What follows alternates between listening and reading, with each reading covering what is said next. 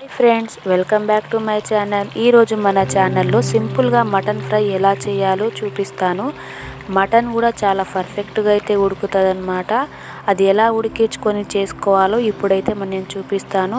మీ ఇంట్లో ఉన్నోళ్ళు ప్రతి ఒక్కరికి ఈ టేస్ట్ అయితే మీరు ఒకసారి వండి అయితే పెట్టండి. చాలా అంటే చాలా బాగుంటుంది. ఎప్పుడు కర్రీ కాకుండా డిఫరెంట్ స్టైల్లో చేద్దాము. ముందుగా 1 కేజీ మటన్ని ఈ విధంగా అయితే కడిగేసుకోండి.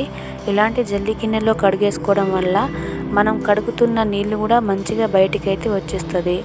ఇప్పుడైతే ఇలాంటి బౌల్ తీసుకొని 1 స్పూను అల్లం వెల్లుల్లి పేస్ట్, 1 స్పూన్ కారము, 1 స్పూన్ ధనియాల పొడి, అలాగే తగినంత కొంచెం ఉప్పు వేసుకొని బాగా కలిపేసుకోండి. ముక్కలకు పట్టేంత వరకు అయితే కలిపేసుకొని పక్కన పెట్టేసుకోండి.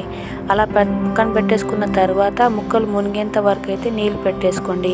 నీళ్ళు పెట్టేసుకున్న తర్వాత మనం అయితే స్టవ్ వెలిగించుకొని 1 అర్ధగంట పాటు హై ఫ్లేమ్లో అయితే ఉడికించుకోవాలి. మటన్కి మెత్తగా ఉడికేంత వరకు అయితే ఉడికించుకుందాము.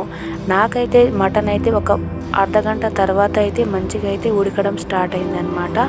ఇప్పుడు నేనైతే స్టవ్ ఆఫ్ చేసుకొని వేరే ప్యాన్ పెట్టుకొని అందులోకి 4 నుంచి 5 టేబుల్ స్పూన్ ఆయిల్స్ అయితే పెట్టుకుంటున్నాను. అలా ఆయిల్ పెట్టుకున్న తర్వాత నేను ముందుగానే కోసి పెట్టుకున్న ఆనియన్స్ అయితే పెట్టేసుకుంటున్నాను. ఇలా ఆనియన్స్ కూడా డీప్ ఫ్రై అయిపోయిన తర్వాత ఇందులోకి కొంచెం కరివేపాకు కూడా వేసుకోండి. అలా కరివేపాకు వేసుకున్న తర్వాత మనకు కరివేపాకు అలాగే ఆనియన్స్ కూడా ఫ్రై అయిపోయిన తర్వాత ఇందులో కొంచెం అల్లం వెల్లుల్లి పేస్ట్ కూడా పెట్టుకొని అలాగే కొంచెం పసుపు కూడా పెట్టుకోండి. ఇందాక కూడా కొంచెం పెట్టుకున్నాం, అదైతే సరిపోదన్నమాట. అందుకోసం నేనైతే కొంచెం ఇప్పుడు కూడా పెట్టేసుకొని ఇలా పచ్చివాసన పోయేంత వరకు అయితే ఫ్రై చేసుకోవాలి. చూసారా, ఆనియన్స్ అవన్నీ బాగా గోల్డెన్ ఫ్లేవర్లోకి వచ్చిన తర్వాత మనం ముందుగానే ఉడికించుకున్న మటన్కి అయితే ఇప్పుడైతే పెట్టేసుకుందాము. అందులో నీళ్ళతో సహా మనమైతే ఈ విధంగా అయితే పెట్టేసుకొని బాగా ఆ నీళ్ళు కూడా డీప్ ఫ్రై అయిపోయేంత వరకు అయితే ఫ్రై చేసుకోవాలి. అలా ఫ్రై చేసుకున్న తర్వాత 15 నిమిషాలు ఆగిన తర్వాత మనకైతే బాగా ఫ్రై అయిపోతుంది అన్నమాట. ఇప్పుడు కొంచెం నీళ్ళు ఉన్నప్పుడే మనం అందులోకి ఉప్పు అలాగే కారము అవన్నీ పెట్టేసుకొని అది కూడా బాగా ఫ్రై అయ్యేంత వరకు అయితే ఫ్రై చేసుకోవాలి.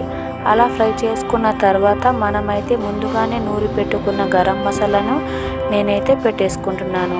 అలాగే కొంచెం ధనియాల పొడిని పెట్టేసుకొని అందులో 1 చుక్క నీరు ఉండకుండా మంచిగా డీప్ ఫ్రై చేసుకుంటే మటన్ ఫ్రై అనేది పర్ఫెక్ట్గా ఉడుకుతుంది. లాస్ట్గా అయితే మీరు కొంచెం